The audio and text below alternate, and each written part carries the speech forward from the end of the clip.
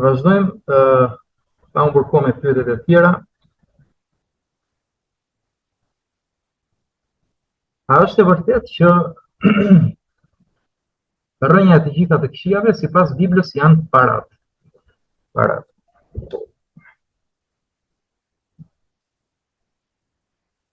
Atëherë shkrimi shenjta thotë që gjithçka që ekziston, si në qiell dhe në tokë, janë gjitha të Zotit. Që nëse parat në vetvete do ishin të këqija, atëherë Zoti është i padrejtë. Pra nuk ka se si. Perëndia që është perëndi i rregullit, i ka lejuar dhe i ka krijuar këto lloj mekanizmash që shoqëria të funksionojë dhe të ketë rregulla dhe gjithçka të funksionojë. Kështu që paraja vetvete nuk ka se si të jetë e keqe. Paraja është si çdo mjet tjetër që Perëndia ka lejuar. Është thjesht neutrale. Për shembull, ky kompjuter nga ku po flas,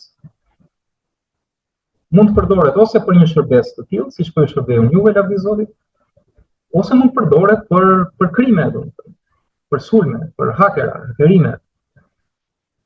Më kuptoni? Pra, mjeti është gjithmonë neutral.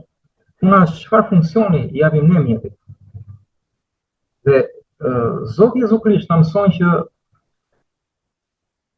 së pari mos mbledhim thesarin në qiell, që do të thotë, në tokë, kërkoj shumë ndjes. Pra mos të mbledhim thesare në tokë.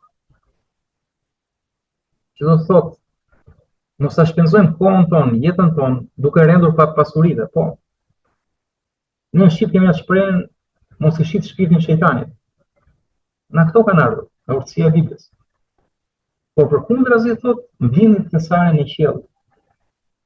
Pra shpenzojeni jetën tuaj duke kërkuar Zotin, të njihni Zotin, të dini cili është vullneti i tij dhe të ecni sipas vullnetit të tij për të pasur jetën e vërtetë.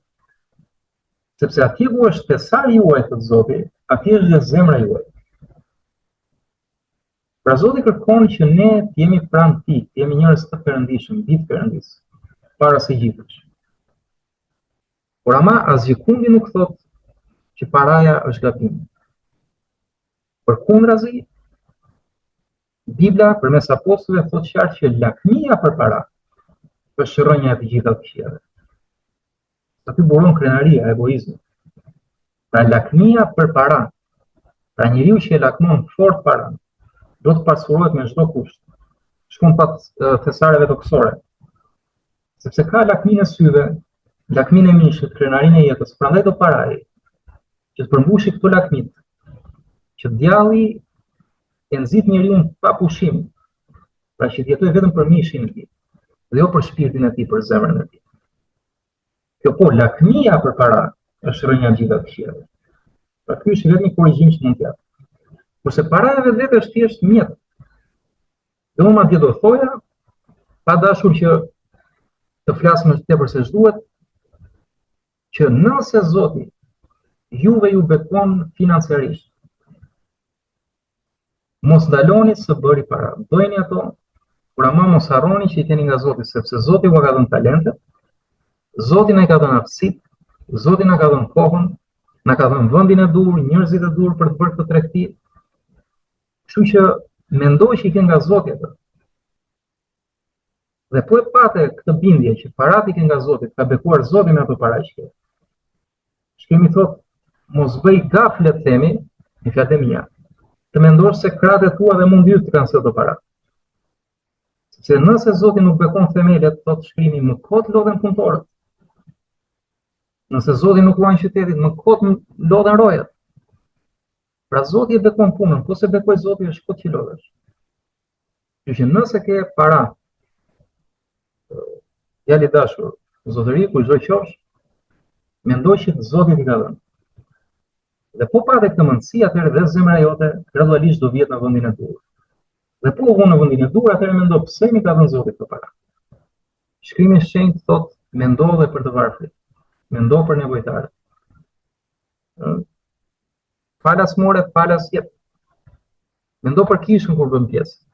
Sepse parat janë të Zotit. Jo vetëm parat, por çdo gjë tjetër. Dhe mos harrojmë në jetë të paktën ne krishterët Jemi thirrur të jemi thjesht administrator të kësaj pasurie që Zoti na ka dhënë. Pra të administrojmë. Unë vi vetë në bota e biznesit, merrem me tregti ndryshme dhe jam i vetëdijshëm që çdo sukses që kam arritur, e kam arritur vetëm me këtë mundësi. Gjithçka është e Zotit dhe unë thjesht po administroj. Dhe kur bëj një tregti, kur bëj një marrëveshje, unë e bëj që t'i shërbej tjetrit. Dhe nuk mendoj që sa para do marr. Unë mendoj si ka zgjidh hallin aty, si ka zgjidh problemin.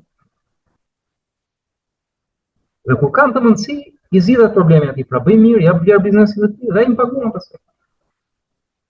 Pra pasuri që kam unë kështu i kam arritur, duke shërbyer njerëzve. Por ama parë se gjithave, duke menduar që paratën e Zotit dhe talentet që unë kam, i kam nga Zoti. Pra kjo ishte shkurtimisht, nuk është para e keqe, është lakmia për para. Rrënja gjitha të këqijave që largon njeriu nga besimi, dhe njeriu bie në krenari, thotë ja, unë vetë ja dola tani, ç'më duhet Zoti mua, ja ku i kam parat. I kam për vetë. Ky është mëkati më i madh. Dhe Satani, që kemi mos i shqipin shejtanit, këtu luan me njeriu. Pra jo është me këto para që ta largojnë nga Zoti.